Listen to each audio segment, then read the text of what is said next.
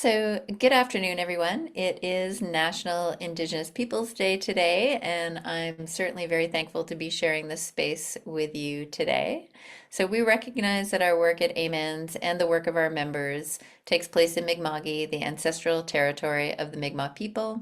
We recognize and respect the history, language, and culture of the Mi'kmaq and all Indigenous peoples whose presence continues to enrich our communities.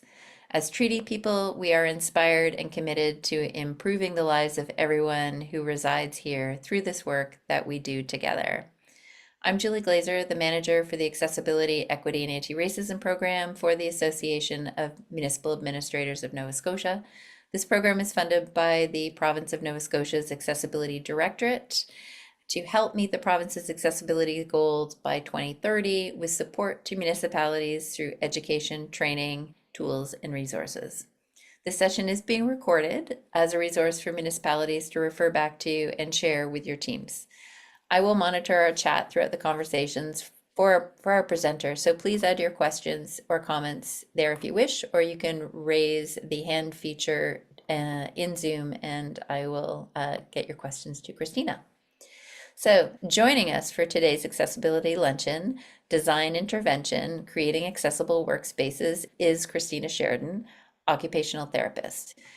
Christina is here today to build upon our knowledge of critical job demands, environmental factors, and administrative controls to help make workplaces more accessible for all of us. Christina holds a Bachelor of Science degree with major in kinesiology and a master's in occupational therapy.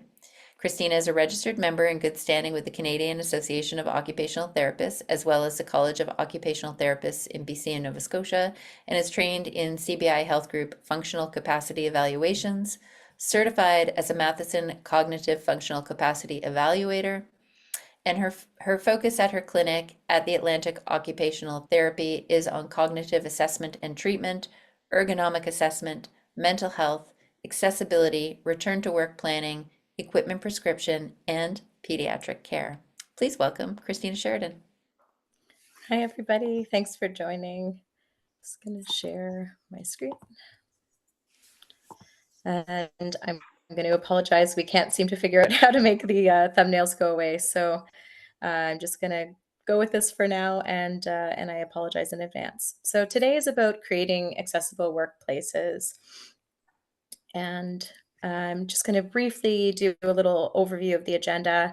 So talking about the definition and the importance of creating accessible workplaces, the framework that we utilize for this, looking at different types of disabilities. Obviously, this is not an exhaustive list because there are many disabilities that need to be included. Looking at the physical workplace, as well as digital accessibility and communication accessibility, some policies and practices, and then creating an inclusive culture. So I think that the thing that is most important for me is understanding that accessibility allows us to tap into everyone's potential. So in creating workspaces that are accessible for everyone, everyone can function the best and can show up and do our jobs the way that is easiest. So I think when we think about accessibility, we often only think about the physical environment, so wheelchair ramps and braille signage, those type of things. But it's also really important to consider digital accessibility. So this is information and communication, as well as assistive technology. And this also is going to cover all invisible disabilities as well. And a lot of workplaces are working towards creating accessible workplaces, but we still have a long ways to go. So Julie briefly mentioned earlier about the Nova Scotia Accessibility Act. This accessibility standard is applying to 6 different features. So goods and service, information and communication, transportation, employment, education, and built environment. And so the goal of this act is by 2030 to look at all 6 of those accessibility standards and to ensure that we have inclusive and barrier-free environments. We certainly have a long way to go, but I'm optimistic that we're making lots of gains in that territory. So I'm going to briefly go through, as I mentioned before, this is not an exhaustive list of disabilities. This is more just to kind of capture a few key areas. Um, but ideally, when we're looking at accessibility in the workplace, we want to look at these different categories. So, physical disability, this can be mobility, dexterity, it can be pretty much anything you think of on a physical realm. Can be wheelchair accessibility. Maybe someone has issues with strength or endurance, all of those type of pieces. Sensory disabilities. So this is looking at any area of sensory dysfunction. So this could be visual, hearing, touch, taste, any of those things. So really making sure that we're covering all of those impairments. Cognitive disabilities can be learning disabilities, ADHD, autism, sensory processing disorder. It can also include things like concussion or acquired brain injury. And there's lots of factors that are really important to consider when we're talking about cognitive limitations as well. And then we look at mental health, so anxiety, depression, PTSD, and others that are included within that realm. So making sure that we have spaces that feel safe and comfortable for individuals dealing with mental health conditions. And then lastly, developmental. Developmental disabilities typically begin in a child's developmental period, and these can impact physical learning, language, and behavior, and can certainly have a long-standing impact. I love this quote by Stevie Wonder, needing to make every single thing accessible to every single person with a disability. And I think that in Nova Scotia, we're trying really hard to ensure that workplaces are accessible for everyone. We know the importance of having work for our purpose and meaning in life. And so it's really important that we're creating these spaces for people. This is just a little infographic. I'm not to go through it in all the detail, but it just really captures how inaccessible a lot of environments are. So overall, 52% of schools in the world are not wheelchair accessible. And because of that, education becomes impossible. 61% of government websites are not accessible. And we can't empower our users and our workers if we are not providing accessible websites. 79% of different buildings and workplaces are not conducive to evacuating disasters. And so, because of this, lives can be lost as a result.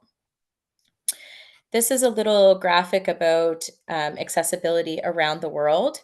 And we can see that in the place that we live, we kind of have lower levels of accessibility. Europe is by far the most accessible continent at 95% accessibility, Africa being the lowest, and then Asia and Oceania kind of in the 70s. So I think that we're making lots of gains, but we still have a long ways to go. And certainly with our act in Nova Scotia, I think that that's going to change.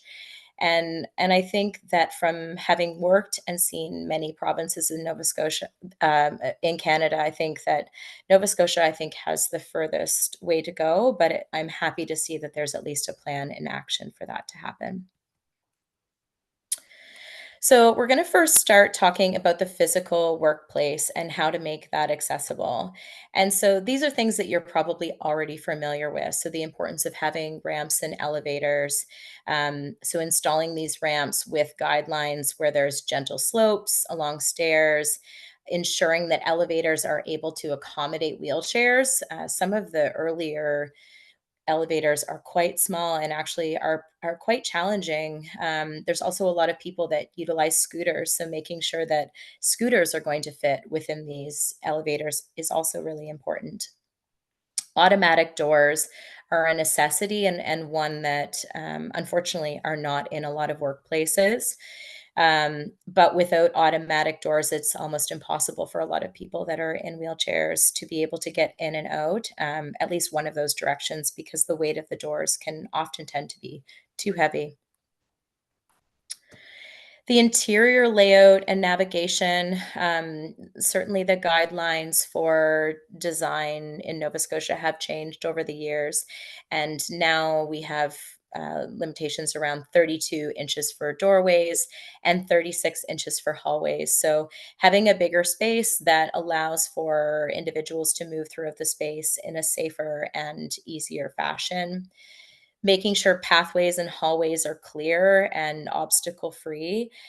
Certainly, being in a wheelchair, you don't need to have added obstacles in your way, and certainly when it comes to safety and leaving an environment should emergency happen, it's really important that those pathways are clear.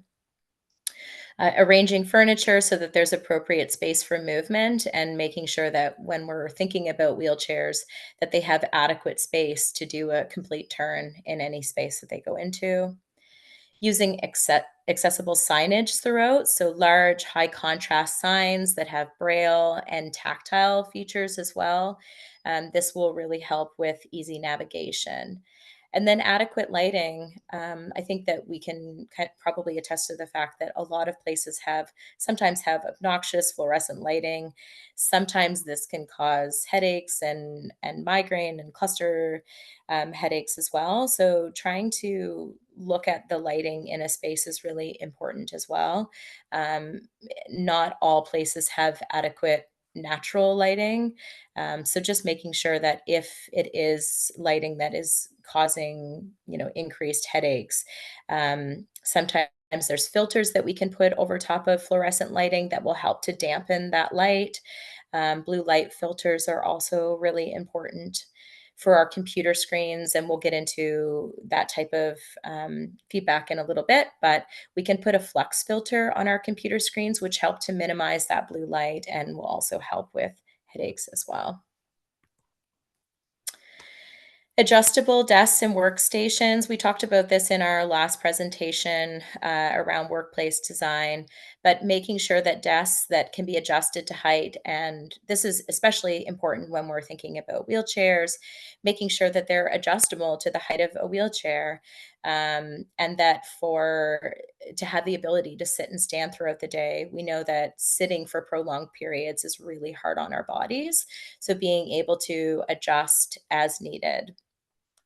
Um, Using ergonomic chairs is really important. So, making sure that we have adjustable height and lumbar support, um, using armrests, and making sure that someone's coming in and doing a ergonomic assessment to make sure that we have proper setup in that space, and then designating works stations for employees that need additional space and potentially additional quiet.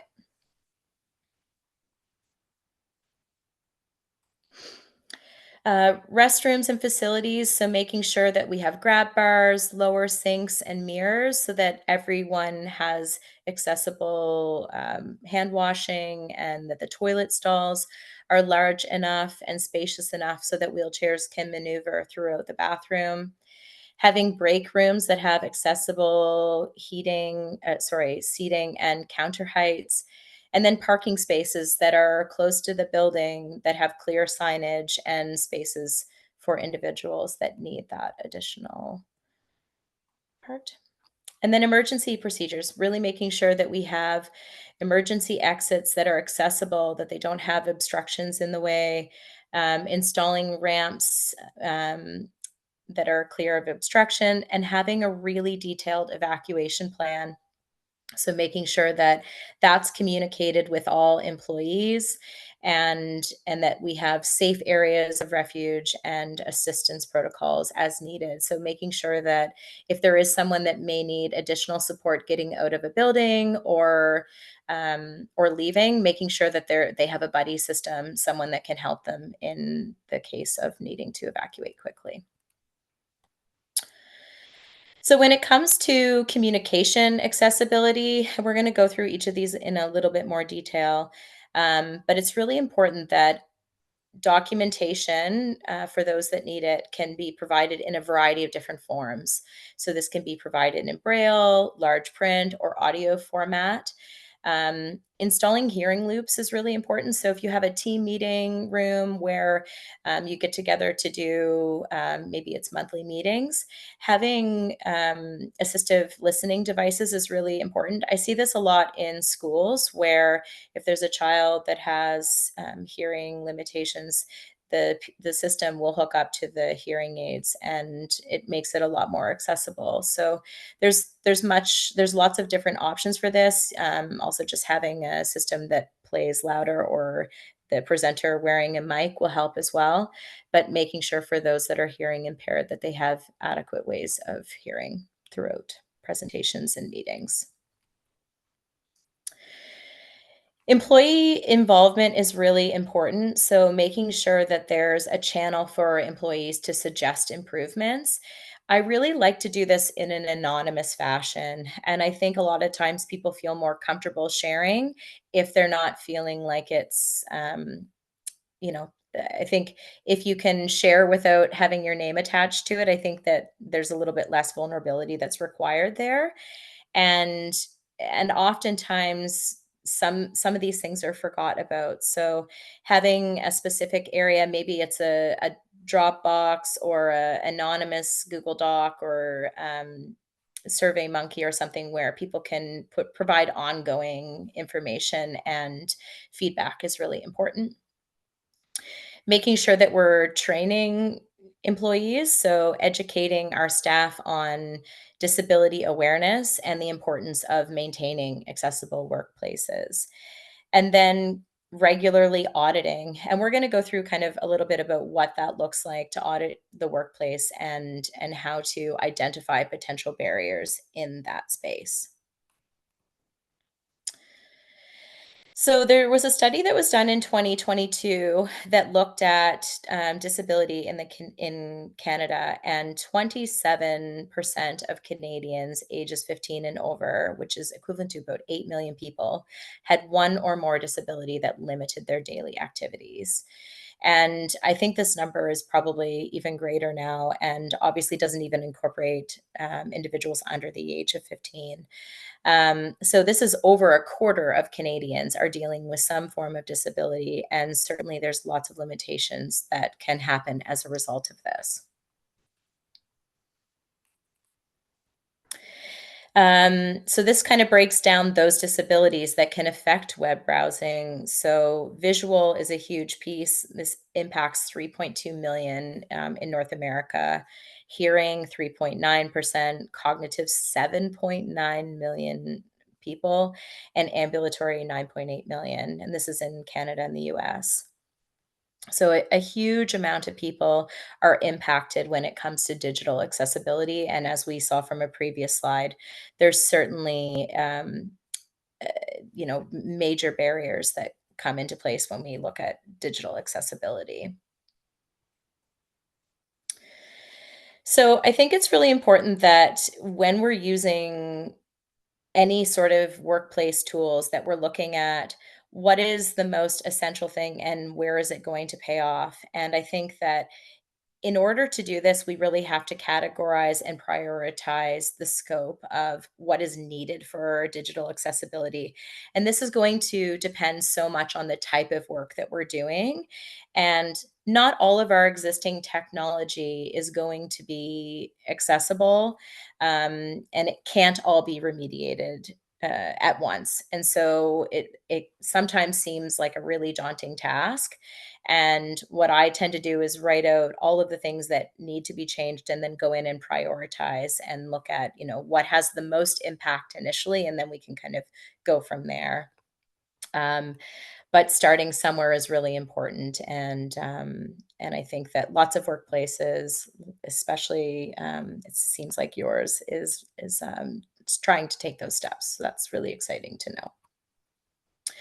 I won't go into all of these details about data collection, but I think it's really important that as we're collecting data about our physical and digital accessibility, these are some factors that I look at when I go into a workplace.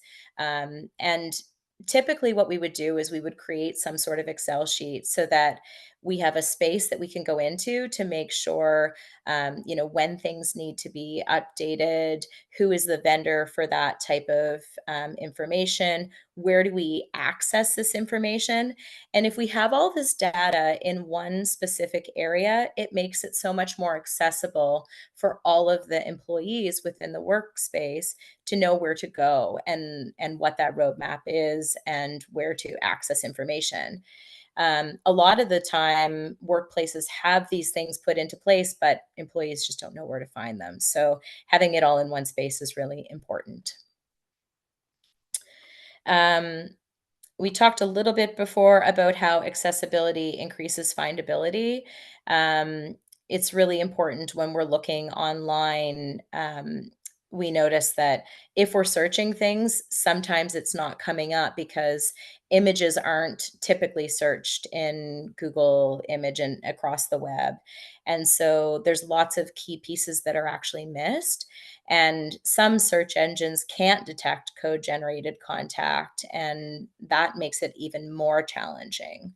So it's really important, from a um, employment standpoint, that if you have internal systems, depending on what you're utilizing in your workplace, it's really important that you have someone that's coming in, whether it's through IT, that has a way of identifying appropriate search that can be accessible for everybody.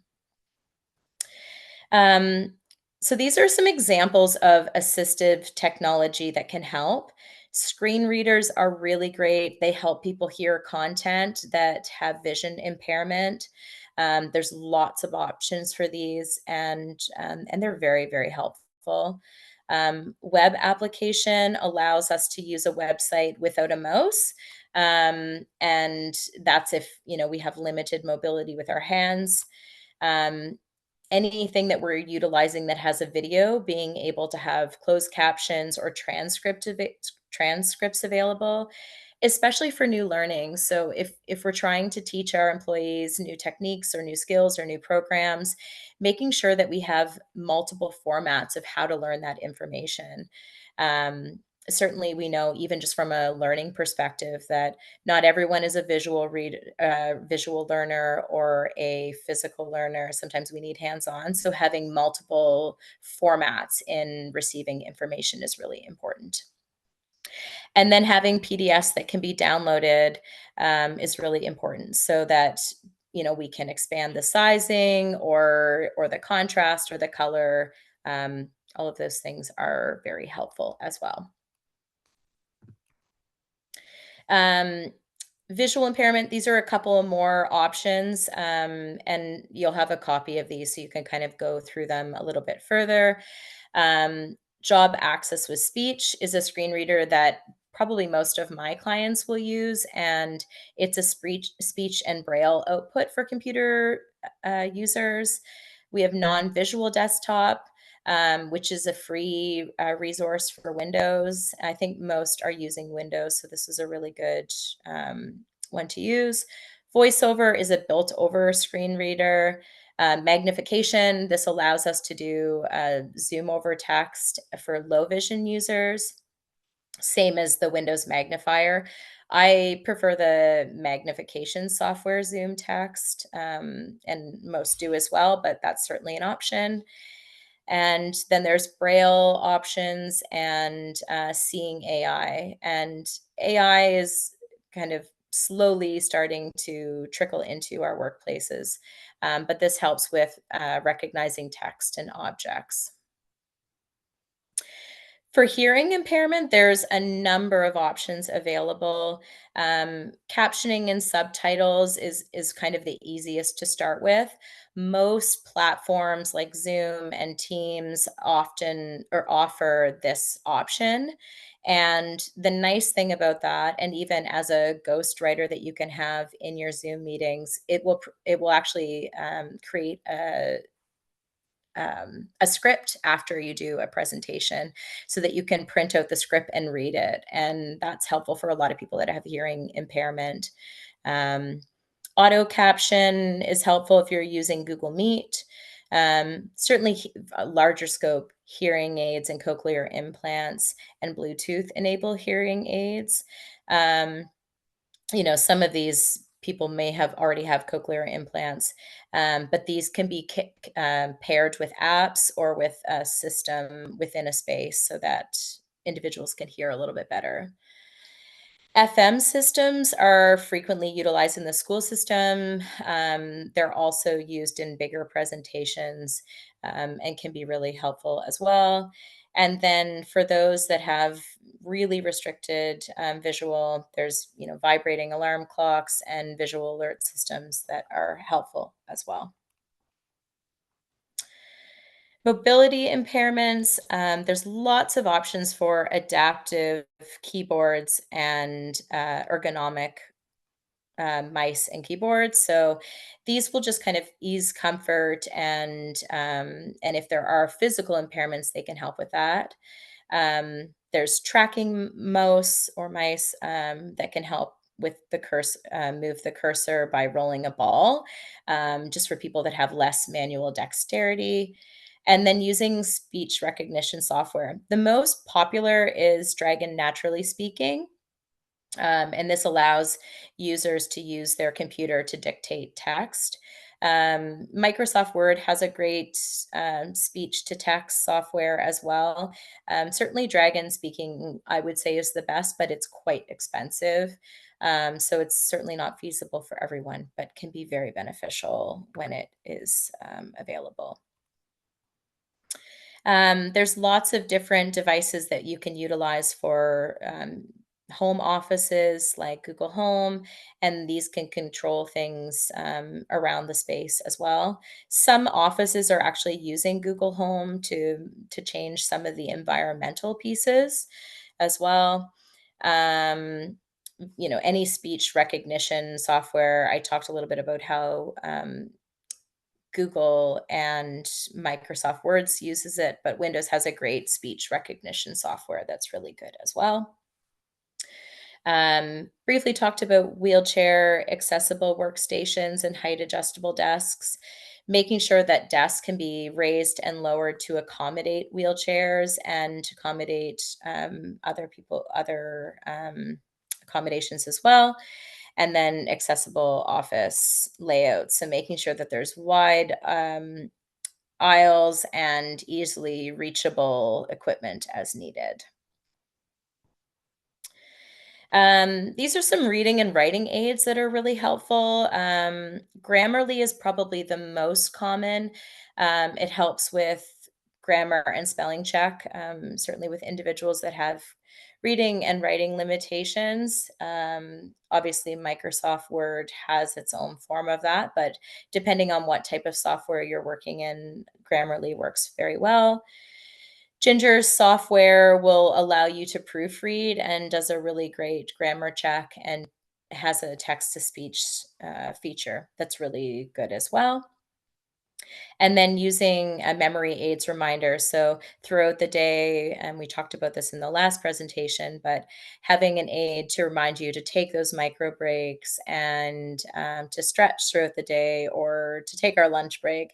So having some sort of memory aid that helps us. And then a reminder of our tasks throughout the day as we're prioritizing different pieces, making sure that we have some sort of reminder for that. It's hard as we have increasing demands. So wanting to make sure that you have a way of remembering those. Um, Offering sign language interpretations for big meetings and important communication.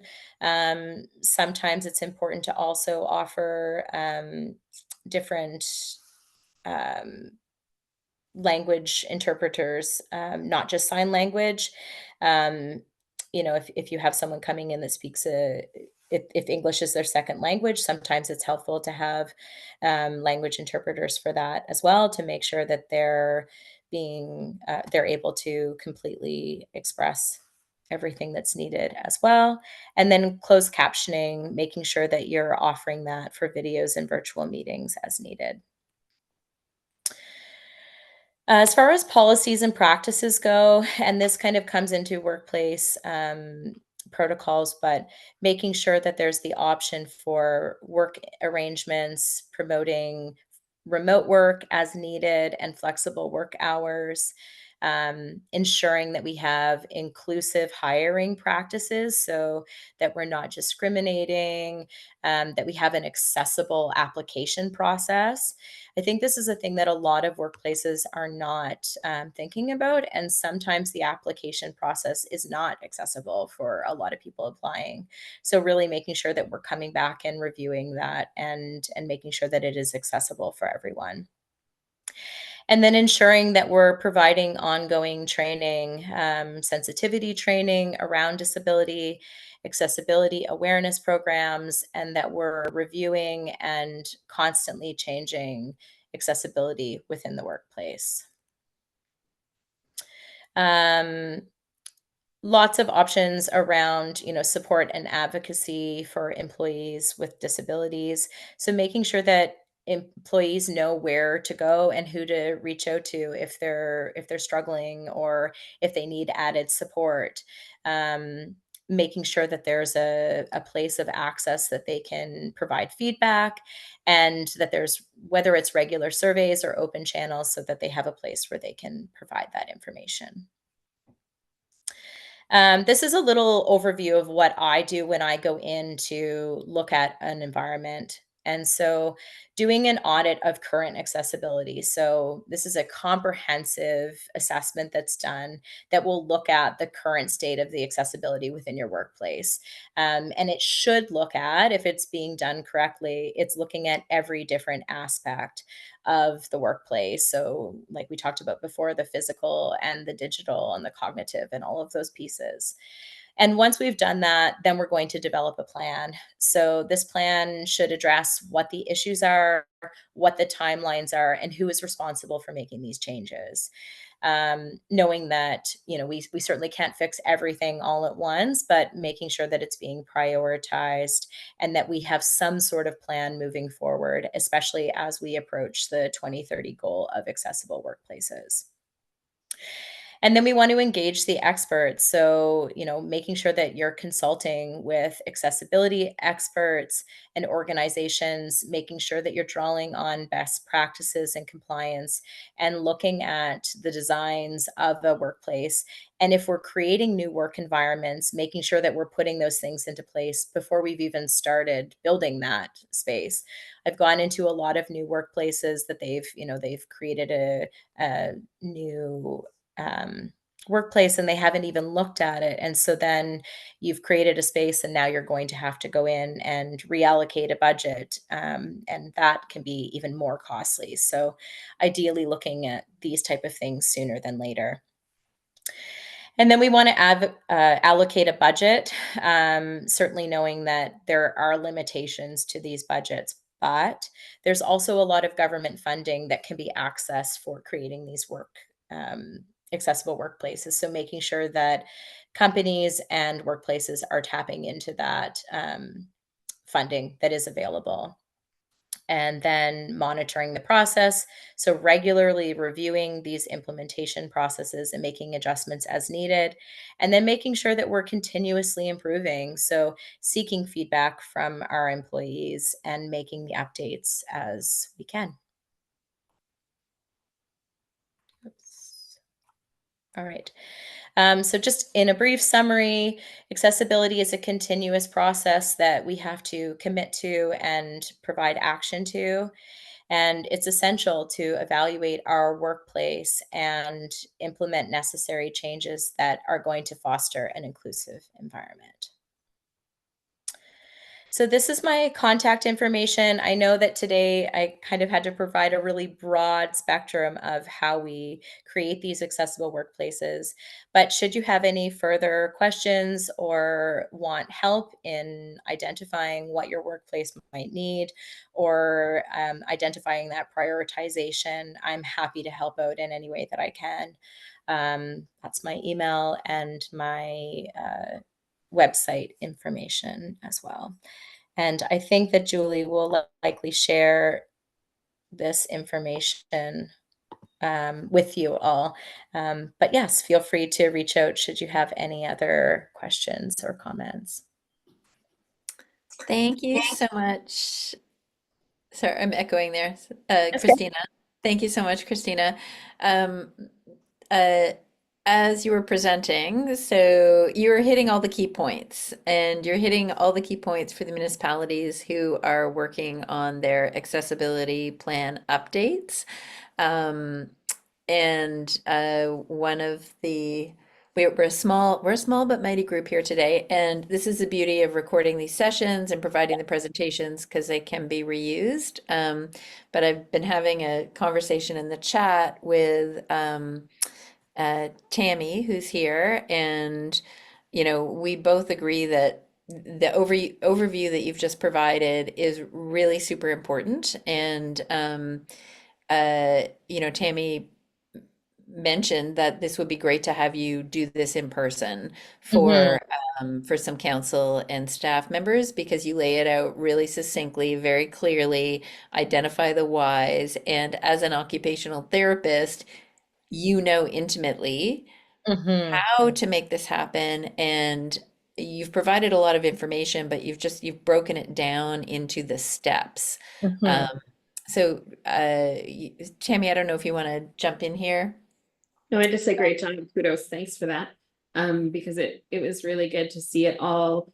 It's hard sometimes out in, when we're working alone on it, out in the field or out in our office, and it's overwhelming. And just Absolutely. you have everything there. You laid it out really practically. I appreciate that. Um, it's doable. And it's like, at the same time, it would kind of recharge my batteries to go and get it done. But it would be lovely if we can somehow look at even regionally 2 or 4 workshops and have you come out and meet with some councils and staff members who can be there. And ground it in, whether it be the room or the office or have a few examples there that folks can see so that it is not as Absolutely. overwhelming, and at the same time, the importance of it gets through. And I think that's also sometimes what's missing out in the individual units. So having an occupational therapist, because we don't all have them on staff or access to, because everybody's Mhm. over booked. But having that come from your place of experience would be incredibly helpful. Thank you. Absolutely. Okay. Yeah, I was like busy trying to take notes and screenshot pictures of different things that kind of spoke to me, and I'm going, okay, I have to do that with this back to my work plan. And so yeah, I really appreciate it. And I'd love to see you again and in person.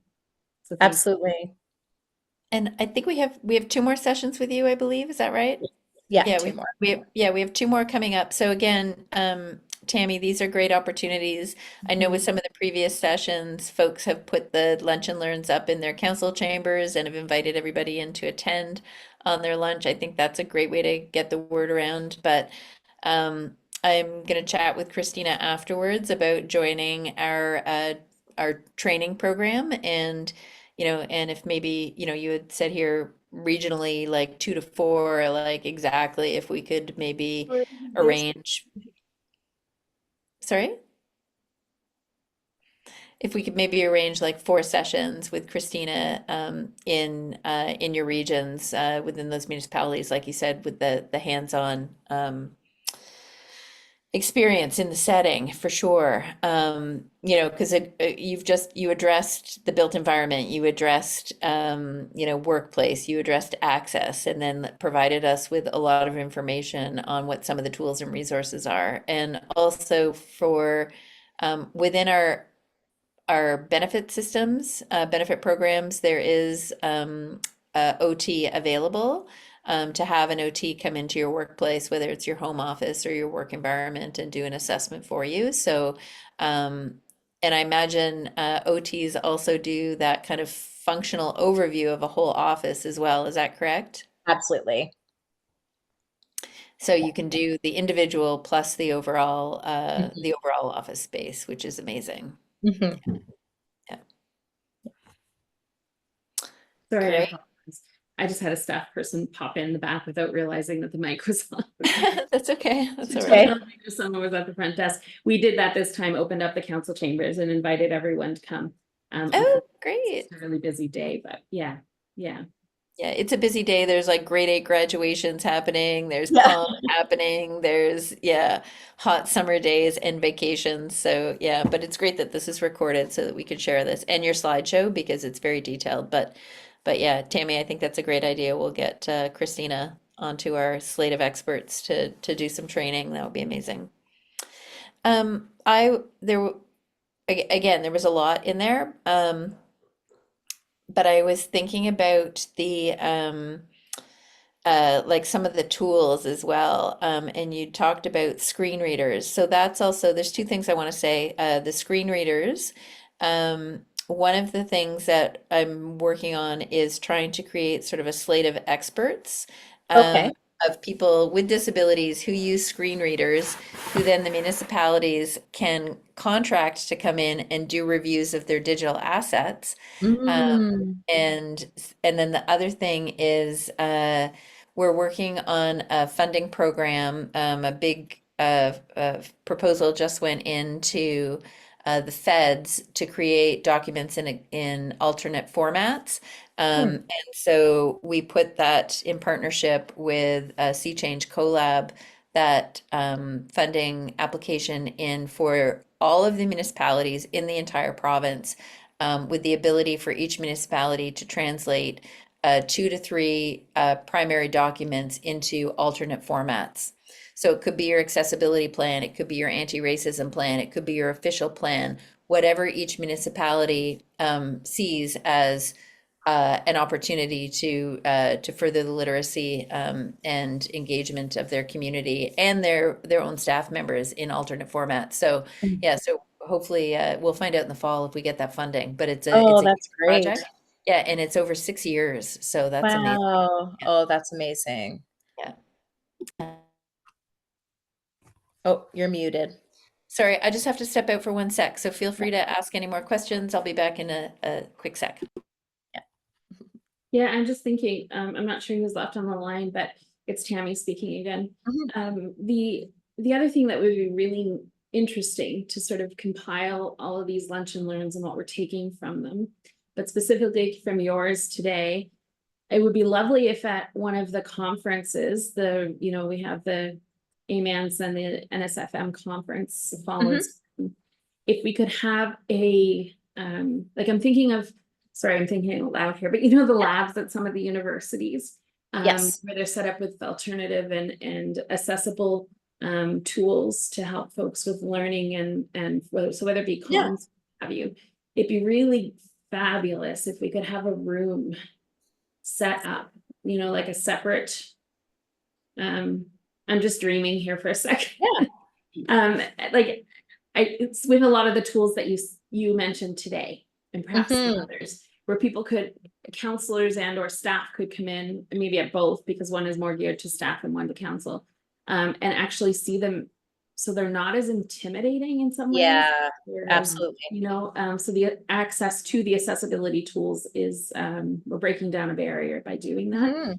And so they can see what works best for them, or in their mind, or another way it works. Yeah, Anyway, I think that would be I'm presenting at the fall conference as well. I think that's something like I would be happy to talk to Acadia or Dal, like their accessibility office, and I'm sure that they would be willing to loan us out or have a couple of those things available just so that people can see them and experience them. I think it's one thing to see it on the page, but it's another to actually experience what that looks like and how well the technology works. And um, yeah, I think just overall it's nice to be able to have a space before you've purchased, especially a lot of these things are quite expensive to buy.